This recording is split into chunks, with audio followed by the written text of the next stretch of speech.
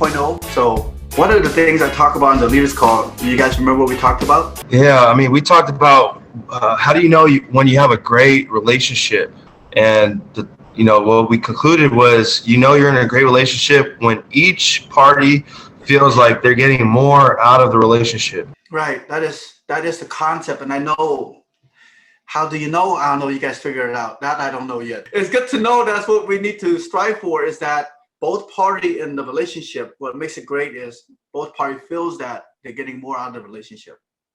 Right. And if that's the case, then it's a healthy one, it's a great one, and then it's a long lasting one. That's beautiful. Let's dive a little deeper in terms of what we have to do to achieve that. Right. Now, in our business, some people is mistaken, like our business is about maximizing on our new guys, right? And when I hear that, sometimes people think maximizing meaning like make the most out of the new guys. Is that we're not in the business to just train people for a week or whatever and let them go, and then we collect the override. And we already know what we get out of our new people, right? Well, maybe you guys don't know. Let's talk about that. What are we getting out of our new people? We're getting is accountability, right? It makes the leaders accountable to sticking to the schedule and teaching. Thank you for that, Gio. Like having a bigger team, the bigger it gets, the more responsive you become, because it's like Stefan always talk about, you have to lead a certain way. You have to do the right thing so your people won't follow. So it challenges you as us as leaders to step up our game. Right? It challenges you to be better. So as a leader, your new guys actually become like a mirror to yourself and can help you get better. I would embrace that accountability. And if you truly do that, you will grow as a person much more rapidly. The more people you have, right? I totally agree with that. Accountability, Gio. Who else? What are we getting from our new guys? I mean, if you're like newer, like brand new training, like first time training, it can build confidence in yourself when you get a new guy who sticks. Yes. It built confidence, right? And I think it built confidence for senior leaders, because as new leaders, you built confidence because you were able to explain. How many guys got better when you were explaining the sales process and stuff to your people? And as you explain, you're like, aha, right? So I don't know who's training who at this point, because when you're trying to regurgitate the stuff that you become better. You become a master at it. So the more you train, the better your craft become. At least that's what I've learned, right? And on top of that, it also built your confidence not only in yourself, but the business, right? When you train more and more and things like that. So it adds to your skill set. I totally agree with that. Who else have another thing? What else are we getting as leaders from our trainees or our people? Let's go on the relationship aspect and the emotional aspect. What are you really getting from your people? I was just saying, new friends, right? You get a new friend. Yes. In the relationship, you get abundance of relationship, friends, camaraderie. It feels good. The business doesn't feel lonely with people, right? I know it sounds cliche, man, but there's days I'm not motivated and I think of you guys and I'm fired to freak up, right? The goal is to have, like, if you guys choose to, everybody chilling here in Yoba Linda, our new people, as a source of our power. It actually levels us up. And we actually get an emotional fulfillment from that. So it's worth taking on new guys, yes? Mm-hmm. Yes. I want us to remind ourselves of that, because if we don't, we get jaded and we start getting scared of new guys. But it's really good. It's really good. All right.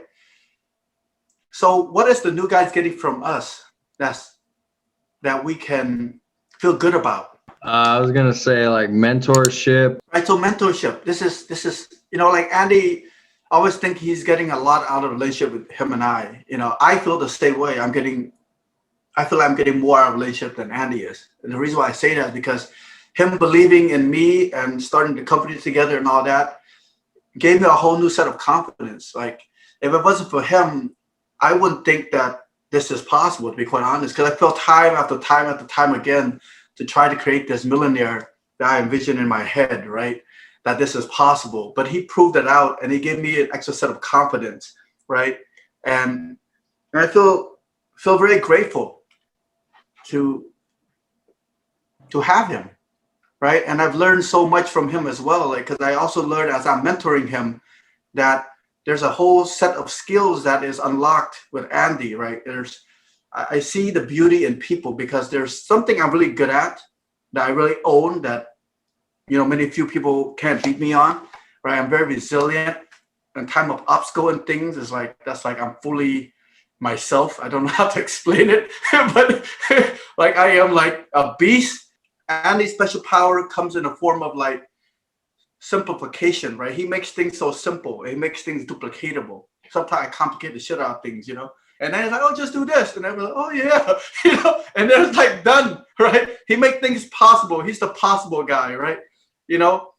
I can break through things, and he make it possible, right? So when you unlock certain characteristic in your people, it just like the game of Dota, you assemble a strong team, right? Our job as the main leader is to figure out which characteristic that your players has that can be utilized to win the game. I know for the gamers, like, oh yeah, for not the gamers, it's the same like sports, all right? It's the same thing, all right? Just imagine sports, it's the same concept, all right? You find a player to put in the position, and you win the game just like football, Gio. Very similar. You got to know who is the quarterback, who is the receiver, and you put him in that position, The best quarterback is not the best receiver. And sometimes as leaders, we think like we got to be the best at everything. You do not. You just have to be the best at your position. What else are we giving to our new people other than the mentorship? Skill set. Skill set. Man, why do you think I'm so loyal to Stefan? I don't know if I've ever be where I'm at without his introduction to sales and the ability to maintain the attitude. I know I keep saying that as if it's like, okay, but it's that meaningful to me, man. Like I'm loyal because of that, right? And what we do as mentor, when we are able to give people skill sets that can enrich their life, amazing. How powerful is that, right? Okay, what else are we giving to our people? I want to say structure, because I feel like everyone's looking for structure and consistency. Awesome. I'll take that. A way to like structure their life so that they can be productive, right? In sales, we teach them that, and then they can transfer it to life, and now they become well-rounded, right? We can definitely provide that. And it starts with us showing that, right? All right. And then again, by us showing that, now we have more structure, right? You see the game. Like I love the leadership game because it's a win-win. You better the new guy, you better yourself. It just keeps getting better. And that's why I love it. Now, not to say that it's always easy. It's actually one of the most challenging things you could probably tackle on, because what you're essentially saying is, you give me more people to deal with, right? But all of us is not afraid of challenges, right? We will all want big things. Am I right in saying that? So you guys get the point. So is this a win-win now? In both relationships, if we do our best job to become the leader for our people, we're showing them system, we're teaching them skills so they can provide for their family, we're giving them comradeship, right? So that they can have us as a source of comfort. So the next thing I want to talk about, this is a very dear subject to me because this is one of the most painful subjects that I think us as leaders have to go through, right? And in life too, it's not just leadership. The ideal of trust. Jim says in life, there's you hit a crossroad, and you have to make a decision to either A, trust people first until they give you a reason not to trust them, or B, don't trust people until they give you a reason to trust them, right? So don't trust until they earn your trust, or trust first until they shown that they can be trusted. So it's like, okay, let's break it down. So let's say you trust people first, right? Right? Wouldn't it be true that if you trust people, what's the negative that comes out of that, right? They trust people, and let's say that person is untrustworthy. What happens? You get taken advantage of. You get taken advantage of, right? You may lose some things, maybe even sometimes money. Maybe you emotionally hurt, right? For sure, those are all bad. What is the advantage of trusting people first? I mean, you got to give what you get. So like if you give trust, you're going to get trust back. But I mean, obviously you got to be careful who you give trust to. But I mean, at the same time, you give what you get. That's what I would say. Right. You have to definitely give trust to get trust, right? So let's talk about the second option. I don't trust for people until they give me a reason to trust them, right? So let's go down mode. So what is the benefit of not trusting people first and then only trusting them once they earn once you see that they're trustworthy? What is the benefit of that? You'll never get burned, right? Like you always have your guard up, right? So you're always on guard. Right. You never get burned. That's a strong statement. Maybe, maybe not. I think burn, you could come in a different form, but you definitely get burned less. Your heart is definitely not open, so you can't really get hurt as much. Right, for sure. Okay, what is the disadvantage of not trusting someone right away? You're paranoid. You're paranoid. Okay, so when you're dealing with a paranoid person, right? When you're dealing with a paranoid person that don't trust you, right? What happens? So when you like don't trust someone, really you're looking for like this ideal of like, I'm not gonna trust you. I'm gonna see if you're trustworthy or not. What happened when you focus on something? We talk about focus a lot with Tony Robbins. So when you focus on not trusting, what do you find? Like you're not going to trust that person. You're not going to trust a person. So any little thing that shows a lack of trust, like they don't show up on time, what automatically goes in your mind? Sounds like a very controlling relationship kind of thing. Fragile. It's a very controlling and fragile relationship, right? Would you ever be able to build, what's the chance of success of building a good relationship in that mindset of not trusting until you earn my trust? Maybe like 25% at most. Right, 25% or most. You know, so what he's talking about here is this. So let me read what he's saying right here. Trust wager. A hard-headed belief that there is more upside and less downside to an opening bid of trust than an opening bid of mistrust. So what do you do then if you discover someone truly has abused your trust? He asked. So let's say you trust and somebody abused your trust. You have your guard up. You get your guard up, right? Okay. You kill them. What is the two type of lost trust? Let's explore that. There's two types. One is the one where the other person is incompetent. Like you give him the task or you give her the task and the person just doesn't have the ability to uphold it, right? And then there's another trust, which is just a character issue, right? The person is just have some character flaw, which is like, you know, lying, cheating, dishonest and stuff like that. So he says that, you know, in trust, you got to make sure that it's not just a competent issue.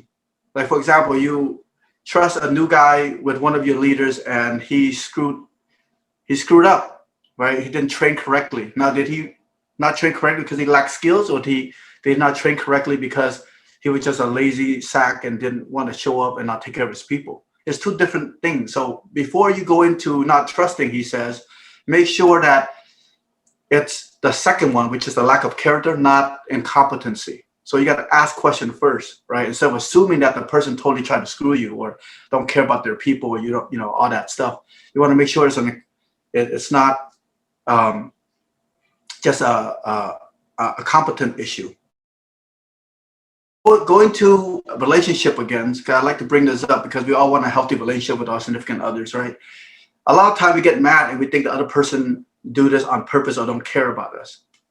You know, but what I found from my personal relationship is that it's just the communication was off. Like she mistook something I said and thought I meant something else.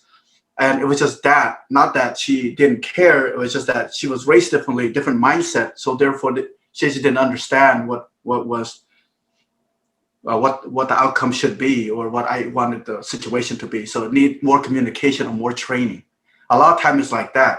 Now, if you find people that have bad character though, like if your significant other is you know, have character flaws, then you want to reserve and hold back so you don't be foolish and get burned again. But I'll sum it up by saying this, you know, Bill, which is the mentor, says that in life, he chooses trust because if you don't trust someone, you're never going to have the great relationship that he has. You got to be daring to trust, but make sure that you also trust people. But then if they start to have bad character, then you take away some of that. But if you start not trusting people from the get-go, there's no room for a great relationship because you already set forth in motion the focus of this relationship will be bad. So the chance of that relationship being good is slim to none. Right? Because now every little thing you assume that they can't be trusted and then you cut the relationship before the relationship even flourish and grow. Does that make sense? So I challenge us as leaders to choose trust, right? But be smart about it. Is it a character issue or is it a competent issue? If it's a character issue, then you can choose to remove yourself until the person shows otherwise. But trust first and be smart about it. Don't pick the not trust, because then you will never build a team. You will never have good people in your life, because you're very focused on the negative. You're very focused on demise.